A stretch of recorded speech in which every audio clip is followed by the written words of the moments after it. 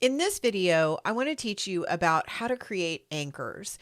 And anchors have been around for a really long time in HTML, but I don't think a lot of modern developers and designers use them unless they're a pro. So this is one of those places that's kind of a pro tip area for people who are doing their own DIY website design. And we're going to learn about these inside of Divi, inside the theme. So, well, first of all, what the heck is an anchor, right? So this is an HTML term that may seem a little weird to you if you don't do a lot of website design.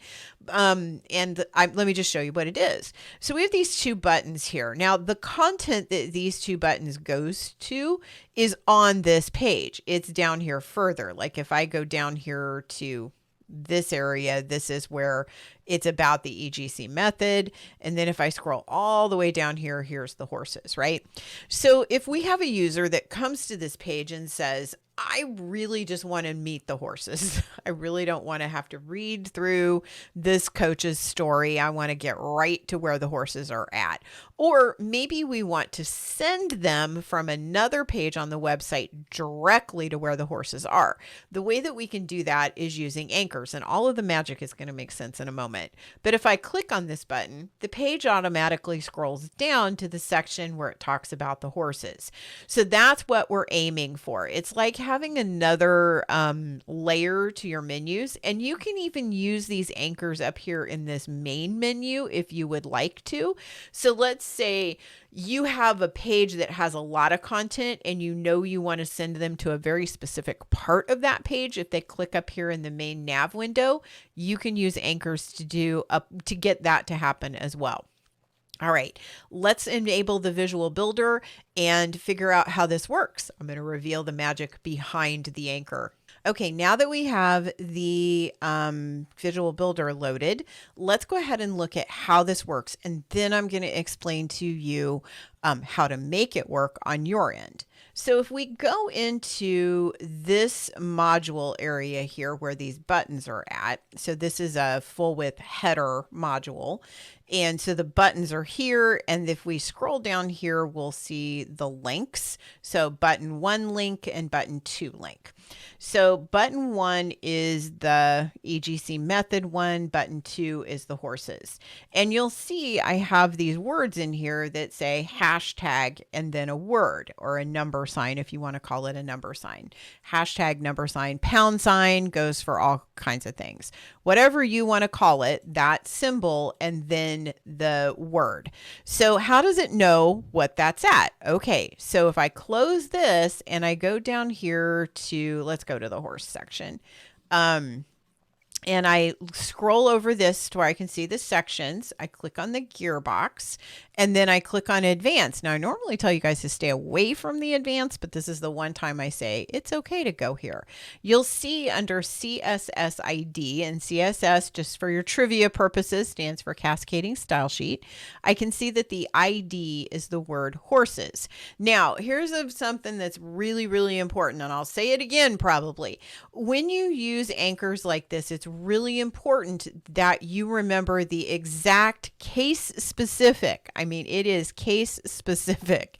It needs to be exactly the same. I mean, it has to be perfectly exactly the same.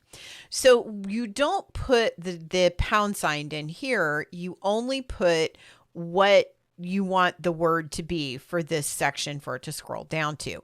Now, I tend to like to use these on sections, but you could also put this on a module or a row. I like a section because I think it looks neater when it scrolls down to it. And this is another reason for you guys that are adding content to your websites to put that content in logical section pieces, because you may want to have something scroll to it. If you've messed up and you have a big long section and you want to scroll to a specific row, just know that the same CSS ID is going to be under the advanced for that row as well. And you could type it into here as well. Okay, now that we know our word, we can come back up here and put it as the hashtag and that specific word. So if I come back in here again and take a look, then if I come down here to the links, click that open, you'll see hashtag Gestalt and hashtag horses. No one really sees this unless you're using it in a written URL to send people to a specific portion of your website. So let me show you how that works, which is kind of cool. If I wanted to send somebody directly to the horses section of this particular page on my website, I can give them the URL that goes there. So I'm going to grab this because I'm not going to remember it otherwise. So I'm just going to copy it. I'm going to open a new browser tab and I'm going to paste that in here. I added a space by accident up here, so let me get rid of that.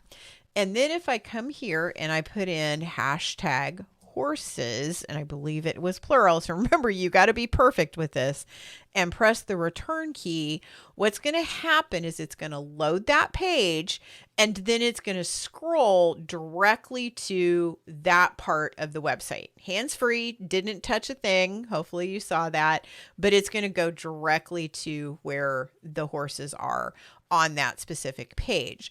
So, but you have to type it in that very specific way. So you see here, I didn't add the slash mark. It went ahead and did that on its own. I believe you can do it with or without it, but if you want to send somebody to a very specific part of your website, this is a way you can do that and modify your URL so that it goes right to that specific place. Now, if you wanted to add that in a menu up here across the top, like a menu item, like we wanted to have a drop down under about that said meet the coach, learn about the EGC method, or go directly to meet the horses, we could do that. And under the link, there's a custom link area. You'll have to watch the video on how to make the menu links, but there's a custom link area where you could put this in and it would scroll directly to this part of the website.